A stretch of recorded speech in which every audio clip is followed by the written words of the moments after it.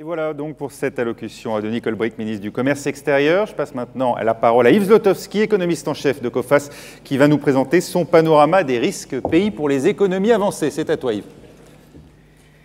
Merci beaucoup. Donc, je croyais que mon exposé serait pessimiste, mais finalement, après la table ronde de ce matin, j'ai l'impression d'être plutôt extrêmement optimiste. Alors juste pardon, sur le slide d'avant, je vais centrer en fait mon intervention sur la question du risque de crédit entreprise en Europe. Mais je vais d'abord faire un petit point macroéconomique, même si beaucoup de choses ont déjà été dites, donc ce qui me permettra d'aller plus vite.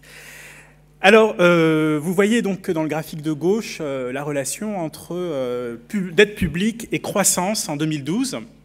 Et ce qui frappe évidemment, c'est qu'il y a vraiment une interaction néfaste entre les deux. Vous avez tous ces pays où la dette publique est élevée et la croissance est très affaiblie. La Grèce, l'Italie, le Portugal, l'Espagne. Il y a une interaction effectivement néfaste, c'est qu'il y a des dettes publiques très élevées que l'on doit réduire, donc ça a un impact très négatif sur la croissance via tout ce qui a été dit sur la rigueur, et d'ailleurs un impact beaucoup plus négatif que prévu. Et puis, bien entendu, le fait qu'il n'y ait pas de croissance fait augmenter la dette publique par le jeu de l'absence de recettes budgétaires. Et d'ailleurs, en moyenne, en 2013, la dette publique en zone euro va être plus élevée qu'en 2012. Donc, en fait, le désendettement public, il ne se réalise pas de manière concrète. Donc, on ne peut pas attendre grand-chose de la demande publique en 2013.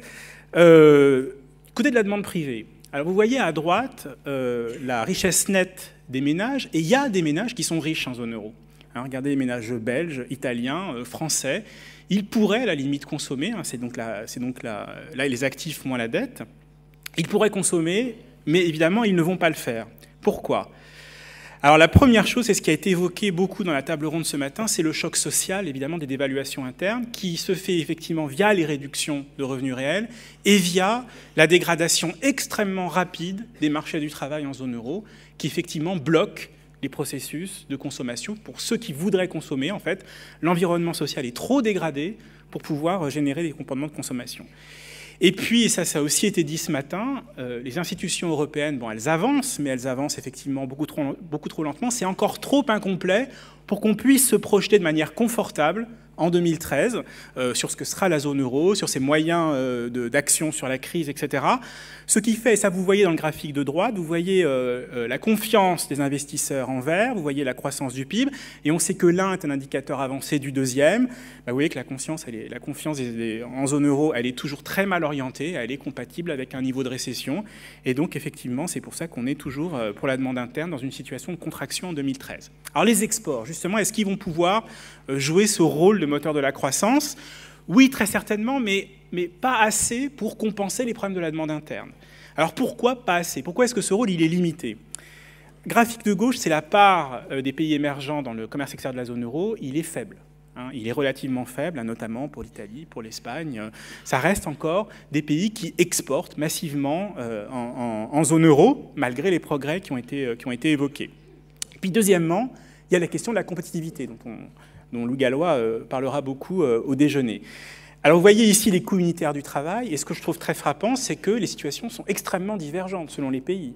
Ça a bien commencé à s'ajuster de manière très spectaculaire en Irlande ou en Espagne ou au Portugal. Ce n'est pas encore le cas ni en France ni en Italie. Donc les pays sont dans des situations très divergentes. Et puis, deuxièmement, ce n'est pas parce que la compétitivité coût s'améliore que la compétitivité prix s'améliore. C'est-à-dire qu'il peut très bien qu'en fait, les entreprises qui améliorent leurs coûts en profitent pour accumuler du cash, et notamment parce qu'il y a de la dette future à payer, et que donc ils ne peuvent pas se lancer dans des projets d'expansion. Donc il peut y avoir plutôt des comportements, je dirais, de survie que des comportements de projets d'investissement. Voilà. Et puis troisième raison qui limite aussi le rôle des exportations, c'est vraiment le fait que, c'est ce qui va être évoqué dans la table ronde qui vient, c'est qu'à un moment où en fait, les exportations sont un peu la bouée de sauvetage de la zone euro, il se peut que des pays émergents soient un peu moins enclins à accueillir les produits étrangers, ne serait-ce que pour vraiment protéger leur industrie domestique. Voilà. Donc pour toutes ces raisons, c'est l'écho à ce qui s'est passé ce matin. On n'est pas plus optimiste, et Jean-Marc Pelloux a déjà dit, on prévoit une récession, moins 0,1%. Pour l'ensemble de la zone euro. Et vous voyez qu'il y a des grandes économies de la zone euro qui seront en contraction de l'activité. L'Italie, moins 1%, l'Espagne, moins 1,5%, la France, moins 0,2%. Donc on a vraiment une partie de la zone euro qui continuera à être en difficulté. Alors, comment est-ce que les entreprises, justement, se comportent vis-à-vis de cet environnement extrêmement dégradé.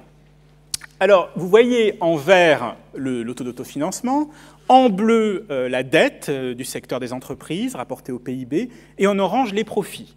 Alors, vous avez un peu trois cas. Vous avez le cas espagnol et britannique, tout en bas, où vous avez des profits qui sont élevés. Effectivement, avec la dévaluation interne, les profits se sont restaurés très rapidement. Mais comme, justement, ce sont les secteurs d'entreprise qui sont les plus endettés, ben, en fait, ils vont utiliser ces profits pour rembourser leurs dettes futures.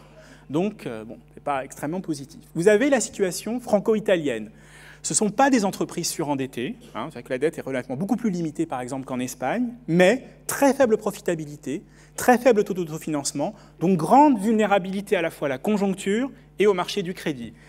Et puis vous avez ceux qui s'en sortent bien. J'ai mis les États-Unis, hein, qui ne sont pas dans la zone euro, je crois que vous le savez, mais je les ai mis parce qu'évidemment c'est aussi la très grande force de l'économie américaine qui a été, ça n'a pas été beaucoup évoqué ce matin, c'est justement les entreprises qui sont, et comme les entreprises allemandes, très profitables, peu endettées et avec un taux d'autofinancement élevé. Donc là vraiment, ce sont effectivement, c'est le secteur entreprise les plus résistants. Quand on regarde à un niveau plus agrégé par secteur, ici on a fait une espèce de hiérarchie des risques sectoriels en Europe. Alors, les secteurs les plus risqués, là où Coface a eu beaucoup d'impayés en 2012, l'agroalimentaire, les services, la distribution. Donc, en gros, des secteurs qui sont très liés à des problèmes de consommation en Europe du Sud. Bien sûr, la construction, donc très, très sensible à la conjoncture. Et puis, les métaux. Les métaux, c'est un secteur qui est un peu en amont de la crise de la compétitivité industrielle, qui souffre des problèmes de l'automobile en France, en Italie, donc où il y a aussi eu beaucoup d'impayés. Je dirais que pour le risque sectoriel, on ne peut pas uniquement blâmer la conjoncture. Très souvent, les secteurs sont fragiles parce qu'ils ont des problèmes structurels de long terme que la conjoncture révèle. Bon, alors, c'est évident, avec la construction, il y avait une bulle immobilière en Espagne, on l'a dit. Dans le secteur des métaux, par exemple, en Italie du Nord, il y a beaucoup de petits acteurs très déconcentrés qui sont, par de fait même, par leur structure, extrêmement fragiles. Dans le secteur de la distribution spécialisée, on voit que le problème de la concurrence d'Internet joue un rôle extrêmement négatif. Ce sont des secteurs qui ne se sont pas adaptés très souvent. On l'a vu avec les faillites de Virgin, avec les faillites d'HMV au Royaume-Uni. Donc, il y a des fragilités vraiment structurelles qui viennent se révéler, je dirais, à l'occasion des récessions ou des problèmes de consommation atone. Alors, un pays qui a un secteur industriel particulièrement puissant, c'est l'Allemagne. Bon, il n'y avait pas de très bonnes nouvelles au plan conjoncturel. On prévoit bien un ralentissement à 0,6% l'année prochaine, c'est clair.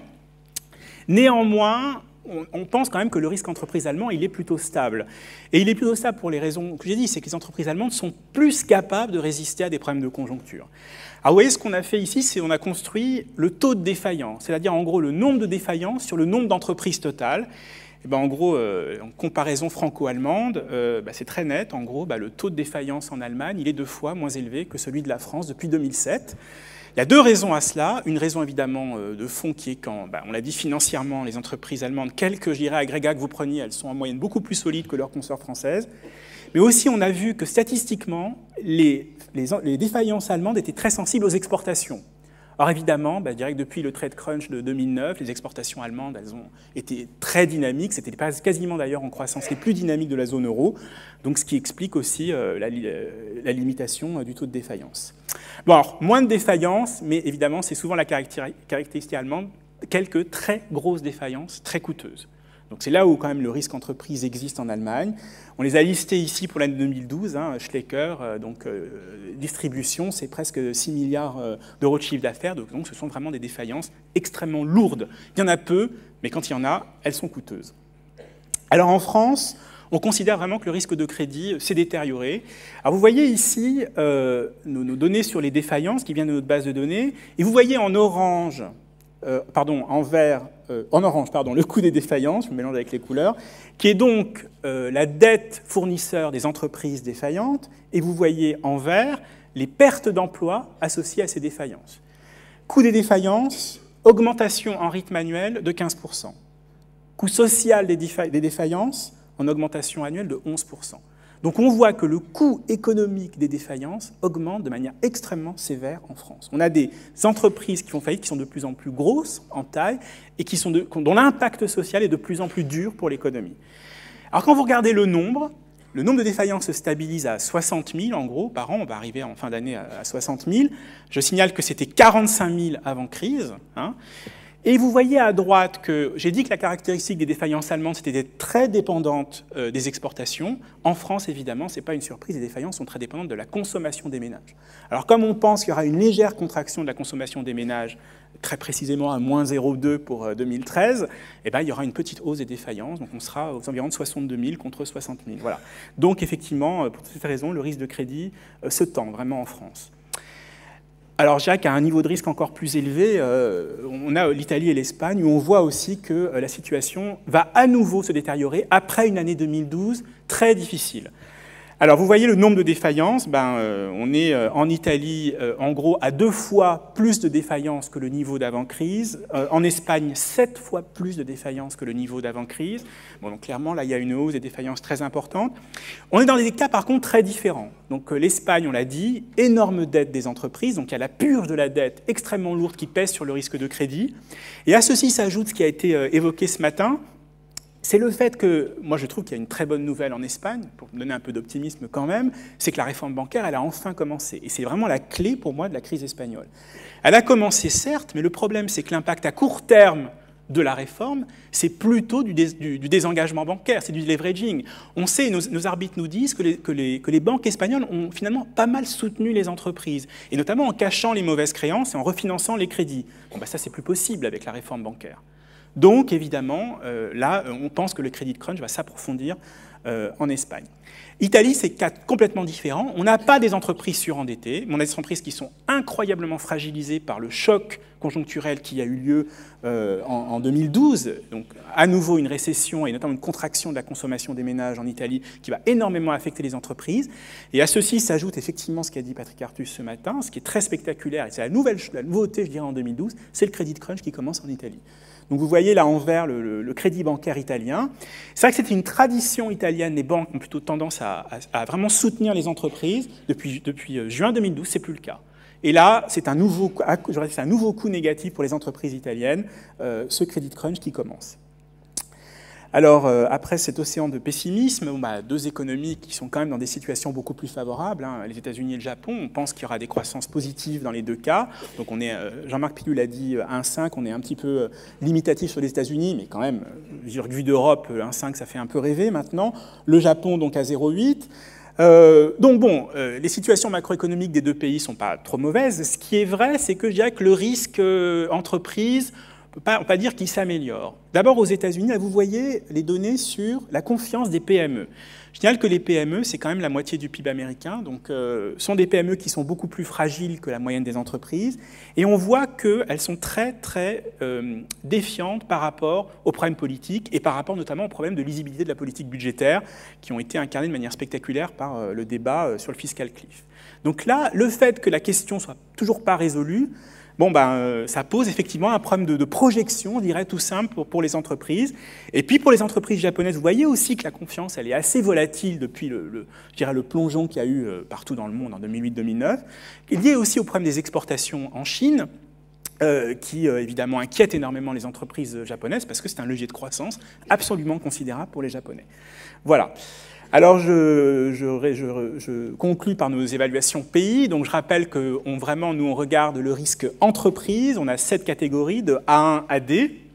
Alors, quelles sont les nouveautés ? On a mis une surveillance négative sur l'évaluation risque pays du Japon. Alors, il y a un très bon risque, les entreprises japonaises payent très bien, donc ça reste un bon risque. Néanmoins, les problèmes d'exportation, effectivement, en Chine, la défiance des PME, les difficultés naissantes de l'électronique de plus en plus concurrencée par d'autres pays d'Asie, on a mis une surveillance négative sur l'évaluation A1. Allemagne, États-Unis, stable en A2. Il y a 3 mois, nous avions mis une surveillance négative sur les évaluations risque pays de la France, des Pays-Bas, de la Belgique, pour les raisons liées à la conjoncture et au risque de crédit entreprise en hausse. Et puis nous annonçons évidemment la détérioration des évaluations pays de l'Espagne et de l'Italie en B. Donc l'année dernière, c'était déjà le cas, j'annonçais déjà une dégradation pour l'Espagne et l'Italie. À nouveau, on considère que le risque se détériore. La seule bonne nouvelle que j'ai à vous annoncer, c'est l'Islande. Je ne suis pas sûr que ça va vous permettre de passer un bon déjeuner. Mais disons qu'en tout cas, un petit point sur l'Islande. C'est un petit pays, très loin, un peu loin de nous, mais quand même, c'est intéressant. L'Islande a restructuré sa dette privée, l'Islande a dévalué sa devise, et l'Islande a une croissance forte et stable. Voilà. Je ne sais pas si ça doit être une leçon pour la zone euro, mais c'est intéressant. En tous les cas, en conclusion, et je rejoins exactement ce qui a été dit ce matin, c'est que peut-être que la crise financière systémique de la zone euro, effectivement, est quelque chose qui est une perspective qui s'éloigne, comme ça on peut s'en réjouir. En revanche, la crise de crédit des entreprises, elle est loin d'être terminée en 2013. Merci. Yves.